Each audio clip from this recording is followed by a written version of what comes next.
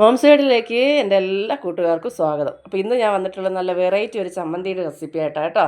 അപ്പോൾ ഇഡ്ഡലിക്ക് ദോശയ്ക്ക് കൂടെ ഒക്കെ കഴിക്കാൻ പറ്റിയ നല്ലൊരു കിടിലൻ ചമ്മന്തി തയ്യാറാക്കാനായിട്ട് നമുക്ക് ആവശ്യമായിട്ടുള്ളത് ചെറുപയർ പരിപ്പ് 4 ടേബിൾ സ്പൂൺ എടുത്തിട്ടുണ്ട്. കുറച്ച് വെളിച്ചെണ്ണ 1 ടീസ്പൂൺ വെളിച്ചെണ്ണ ഒഴിച്ച് കൊടുത്താൽ മതി. അതിൻ്റെ കൂടെ ഒരു കാശ്മീരി മുളക് എടുത്തിട്ടുണ്ട്. ഞാനത് പെട്ടെന്ന് മൂത്ത് കിട്ടാൻ വേണ്ടിയിട്ട് ചെറുതായിട്ട് പിച്ചിട്ട് കൊടുത്തു. കുറഞ്ഞ ഫ്ലെയിമിൽ വെച്ച് നമുക്കതൊന്ന് വറുത്തെടുക്കാം. നല്ലപോലെ ഒന്ന് വറുത്തെടുക്കണം. ഇതിൻ്റെ നിറം നല്ലപോലെ മാറിക്കിട്ടണം, എന്നാൽ കരിഞ്ഞു പോകാൻ പാടില്ല.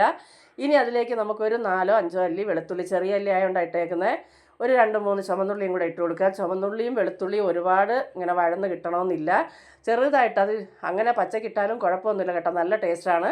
ഇനി നല്ലൊരു നിറമൊക്കെ കിട്ടാൻ വേണ്ടി ഒരല്പം എരിക്കും വേണ്ടിയിട്ട് ഞാൻ ഒരു ഇച്ചിരി മുളക് പൊടിയും കൂടെ ചേർത്തു. മുളക് പൊടി ചേർത്തപ്പോൾ ഞാൻ അടുപ്പ് ഓഫ് ചെയ്തിട്ടുണ്ടായിരുന്നു. ഇനി നമുക്കത് മിക്സിയുടെ ജാറിലേക്ക് ചേർത്ത് കൊടുക്കാം. വളരെ ടേസ്റ്റിയാണ് കേട്ടോ. അപ്പോൾ ഒരിക്കലെങ്കിലും ഇതുപോലെ തയ്യാറാക്കി നോക്കാം. വീഡിയോ കണ്ട് ഇഷ്ടപ്പെടുവാണെങ്കിൽ മറക്കാതൊരു ലൈക്ക് തരാം കേട്ടോ. ഹൈപ്പും തരിക. നിങ്ങളുടെ പ്രിയപ്പെട്ടവർക്കെല്ലാം ഒന്ന് ഷെയർ ചെയ്ത് കൂടെ തന്നെ സപ്പോർട്ട് ചെയ്യുക. ആദ്യമായിട്ട് കാണുന്നവരാണെങ്കിൽ ചാനലൊന്ന് സബ്സ്ക്രൈബ് ചെയ്ത് തൊട്ടടുത്തുള്ള ബെൽ ബട്ടൺ അമർത്തി ഓൾ എന്നുള്ള ഓപ്ഷൻ കൂടി ഒന്ന് എനേബിൾ ചെയ്താൽ ഞാനിടുന്ന എല്ലാ വീഡിയോയുടെ നോട്ടിഫിക്കേഷന് അതാത് സമയം കിട്ടും. അപ്പോൾ ഞാനിതാ ഒരു പിടി തേങ്ങയും കൂടെ ചേർത്തിട്ട് ഒരു കൈപ്പിടി നിറച്ച് തേങ്ങ എടുത്തിട്ടുണ്ട്. അതും കൂടെ ചേർത്ത് ഉപ്പിടാൻ മറന്നു പോയതാട്ടോ. എന്നിട്ട് നല്ലപോലെ ഒന്ന് അടിച്ചെടുത്തിട്ടുണ്ട്. ഇനി നമുക്കൊരു താളിപ്പും കൂടെ തയ്യാറാക്കാം. കുറച്ച് എണ്ണ ഒഴിച്ച് കൊടുത്തു. എണ്ണ ഒന്ന് ചൂടായി വരുമ്പോൾ നമുക്ക് കടുകിട്ടൊന്ന് പൊട്ടിക്കുക. അതിലേക്ക് 2 ചുവന്നുള്ളി അരിഞ്ഞതിട്ട് കൊടുക്കുക. ഒന്ന് മൂപ്പിച്ചെടുക്കുക. ഉള്ളി ഒന്ന് മൂത്ത് വരുമ്പോൾ 2 ഉണക്കമുളക്, അതുപോലെ തന്നെ ഒരല്പം കറിവേപ്പിലയും കൂടെ ഇട്ട് നല്ലപോലെ ഒന്ന് മൂപ്പിച്ചെടുത്താൽ താളിപ്പ് റെഡിയാവും. ഇനി ഇതിലേക്ക് നമ്മൾ അരച്ച് വെച്ചിരിക്കുന്ന നമ്മുടെ ചമ്മന്തിയും കൂടെ ഒഴിച്ച് കൊടുക്കണം. എന്നിട്ട് ആവശ്യത്തിനുള്ള വെള്ളം ചേർത്ത് കൊടുക്കാം.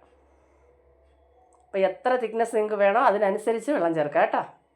നല്ല കിടുക്കാച്ചി ഒരു ചമ്മന്തിയാണ് കേട്ടോ. ഒന്ന് തയ്യാറാക്കി നോക്കിയിട്ട് അഭിപ്രായങ്ങളൊക്കെ കമൻറ്റായിട്ട് അറിയിക്കുക.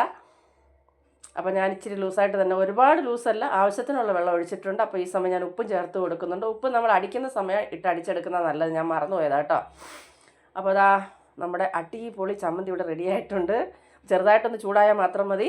നമുക്കിനി ഇത് പാത്രത്തിലേക്ക് മാറ്റാം. ഇഡ്ഡലിയുടെ കൂടെ ദോശയുടെ കൂടെ എന്തിൻ്റെ കൂടെ ആയാലും കഴിക്കാൻ പറ്റുന്ന നല്ല കിടിലൻ ചമ്മന്തി. അപ്പോൾ അടുത്തൊരു വീഡിയോ ആയിട്ട് കാണുന്നവരെ എല്ലാ കൂട്ടുകാർക്കും ബായ്.